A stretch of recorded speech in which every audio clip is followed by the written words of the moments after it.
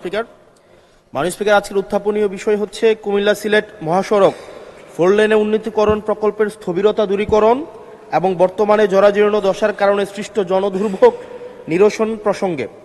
মাননীয় স্পিকার, কুমিল্লা সিলেট মহাসড়কটি দেশের দক্ষিণ পূর্বাঞ্চলের সাথে উত্তর পূর্বাঞ্চলের সংযোগকারী প্রধান অর্থনৈতিক করিডোর।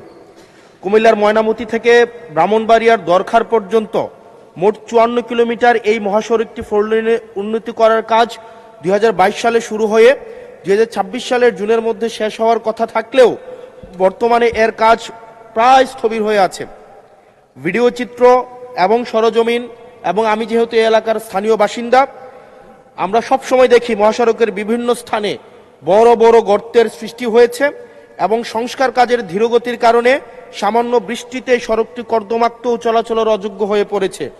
বিশেষ করে ময়নামতি, কংসনগর, জাফরগঞ্জ, দেবিদ্বার, কোম্পানিগঞ্জ, মাধবপুর বাজার এলাকায় প্রতিদিন ঘন্টার পর ঘন্টা দীর্ঘ ভয়াবহ যানজট সৃষ্টি হচ্ছে এবং এই বর্ষাকালে খানাখন্দরের সাথে এখন যুক্ত হয়েছে এক ধরনের মরণফাঁদ। প্রতিদিন কোনো না কোনো দুর্ঘটনা ঘটছে। এই মহাসড়কটি ধারণ ক্ষমতার কয়েক গুণ বেশি যানবাহন বহন করায় এবং রাস্তার প্রশস্ততা যেহেতু কিছু গত সপ্তাহে উল্লেখ করেছি মাত্র 18 ফুট হওয়ায় নিয়মিত প্রাণঘাতী দুর্ঘটনা ঘটছে।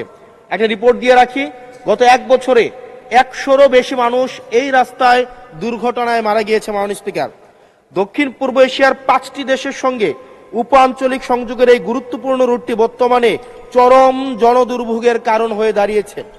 অতএব বিষয়টি অত্যন্ত জনগুরুত্বপূর্ণ বিধায় মাননীয় মন্ত্রী মহোদয় প্রকল্পের কাজ দ্রুত বাস্তবায়নে কি কার্যকর পদক্ষেপ নিচ্ছেন এবং বর্তমানে মহাসড়কের জরাজীর্ণ অংশগুলো জরুরি ভিত্তিতে মেরামতের জন্য কোনো পরিকল্পনা আছে কিনা তা সংসদকে অবহিত করার জন্য সবিনয় অনুরোধ জানাচ্ছি এবং স্পেসিফিকভাবে মাননীয় মন্ত্রী আপনি উল্লেখ করবেন কিনা সে বিষয়টি আপনার কাছে সবিনয় অনুরোধ জানাচ্ছি। ধন্যবাদ মাননীয় স্পিকার। মাননীয় সদস্য, ধন্যবাদ। এবার মাননীয় সড়ক পরিবহন ও সেতু মন্ত্রী জনাব শেখ রবিউল আলমকে এ বিষয়ে একটি সংক্ষিপ্ত বিবৃতি প্রদানের জন্য আহ্বান জানাচ্ছি। মাননীয় স্পিকার, আপনাকে ধন্যবাদ। মাননীয় সংসদ সদস্য, কুমিল্লা সিলেট মহাসড়কের 4 লেনে উন্নতিকরণ প্রকল্পের স্থবিরতা দূরীকরণ এবং জরাজীর্ণ দশার সমাধান চেয়েছেন। মাননীয় সংসদ সদস্য এবং মহান সংসদকে এ বিষয়ে অবগত করছি, বাংলাদেশ সরকার এবং ভারতীয় লাইন অব ক্রেডিটের যৌথ অর্থায়নে কুমিল্লা ব্রাহ্মণবাড়িয়া জাতীয় মহাসড়ককে 4 লেনে জাতীয় মহাসড়কে উন্নতিকরণ প্রকল্পটি ইতিমধ্যে একনেক সভায় অনুমোদিত। প্রকল্পটির মোট ব্যয় 7,188 কোটি 66 লক্ষ টাকা। তার মধ্যে জিওবি ফান্ড থেকে 4,378 কোটি টাকা এবং প্রকল্পের ভারতীয় সহায়তায় লাইন অফ ক্রেডিটের আওতায় 2,810 কোটি 65 লক্ষ টাকা বরাদ্দ ছিল। বিগত মার্চ মাসের 2025 সালে ইআরডি এবং ভারতীয় লাইন অফ ক্রেডিট কর্তৃপক্ষের সাথে দ্বিপক্ষীয় পর্যালোচনা সভা অনুষ্ঠিত হয়। এই সভায় সিদ্ধান্তের পরিপ্রেক্ষিতে প্রকল্পটি থেকে ভারতীয় লাইন অফ ক্রেডিটের প্রকল্পের তালিকা থেকে বাদ দেওয়া হয়েছে। এই অবস্থায় প্রকল্পের মূল পূর্ত কাজে জন্য কোনো বৈদেশিক অর্থায়ন এই মুহূর্তে নেই।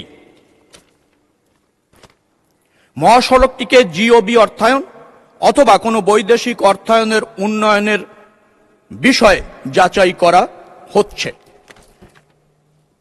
মাননীয় সংসদ সদস্য জেনে খুশি হবেন, 82.68 কিলোমিটারের জাতীয় মহাসড়কটি ব্রাহ্মণবাড়িয়া হতে সরাইল পর্যন্ত প্রায় 28 কিলোমিটার অংশ বর্তমানে জাতীয় মহাসড়কের উন্নয়ন প্রকল্পের আওতায়।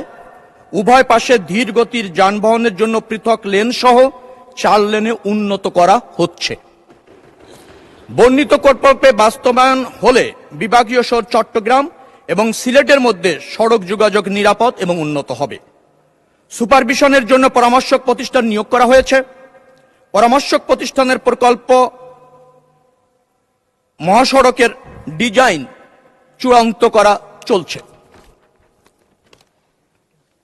82.68 কিলোমিটারের সড়কটিকে অধিকতর ক্ষতিগ্রস্ত অংশ, যেটা মাননীয় সংসদ সদস্য উল্লেখ করেছেন, বিশেষ করে দেবিদ্বারের শহর অংশ, কংসনগর,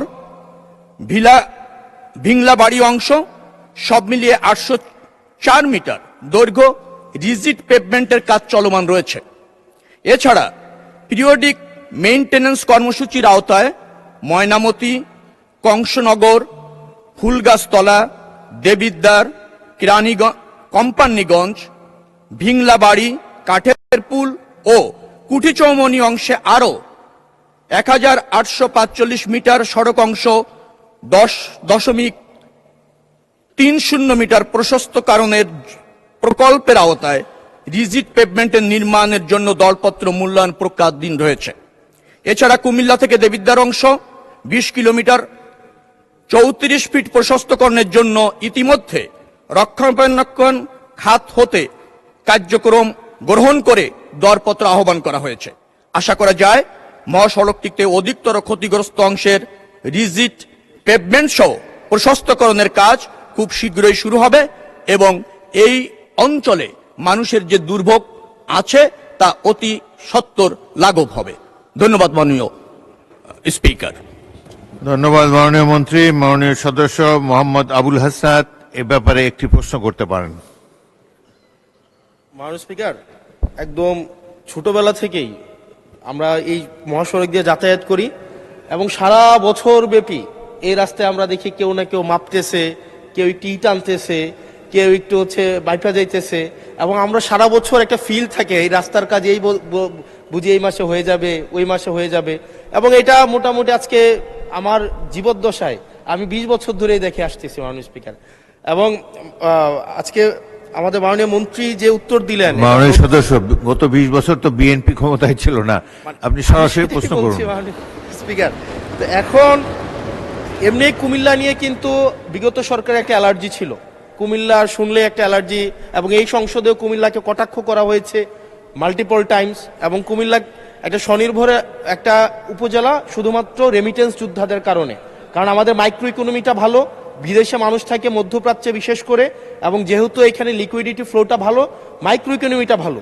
কিন্তু আমরা যদি এই ইনফ্রাস্ট্রাকচারের অবস্থা দেখি, বাংলাদেশের সবচেয়ে বাজে ইনফ্রাস্ট্রাকচার হচ্ছে আমাদের কুমিল্লাতে। আজকে মাননীয় মন্ত্রী যে উত্তর দিলেন, এই উত্তর আমাকে অনেক বেশি আশাহত করেছে। এটা হচ্ছে, হবে, কবে হবে, কোনো স্পেসিফিক উত্তর মাননীয় মন্ত্রী মহোদয়ের কাছ থেকে আমি পাই নাই। আমি মাননীয় মন্ত্রী স্পেসিফিক ভাবে বলবেন কি কবের মধ্যে আমরা এই মহাসড়কটি প্রশস্ত হবে এবং একটা গাড়ি আরেকটা গাড়িকে ক্রস করার জন্য দুর্ঘটনার শিকার হবে না।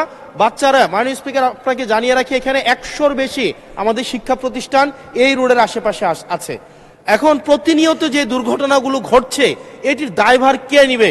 আমরা এই অঞ্চলটা, আমার এখানে 5টা এমপি আছে, আমি যেই রাস্তার কথা বলছি ওই রাস্তার 5টা এমপি আজকে এখানে বসা আছে। ধন্যবাদ। সবাই আমাদের এলাকার কাছে আমরা লজ্জিত। ধন্যবাদ মাননীয় সদস্য। মাননীয় মন্ত্রী।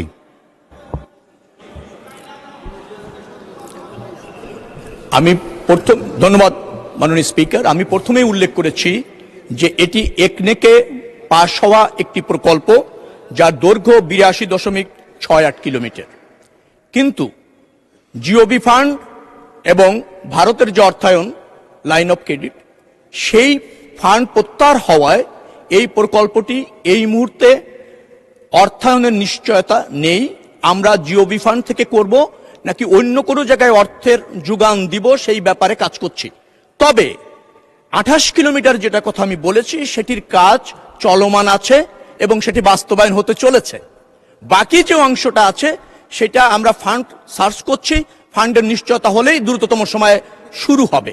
যেহেতু একটিকেও আপনার অনুমোদিত প্রকল্প, অথবা আপনি ধরে নিতে পারেন সরকার এই প্রকল্প বাস্তবায়নে বদ্ধপরিকর এবং প্রকল্প বাস্তবায়ন করবার জন্য দ্রুত গতিতে সরকার কাজ করছে। ধন্যবাদ মাননীয় স্পিকার। ধন্যবাদ মাননীয় মন্ত্রী। আমি এখন নাটোর 2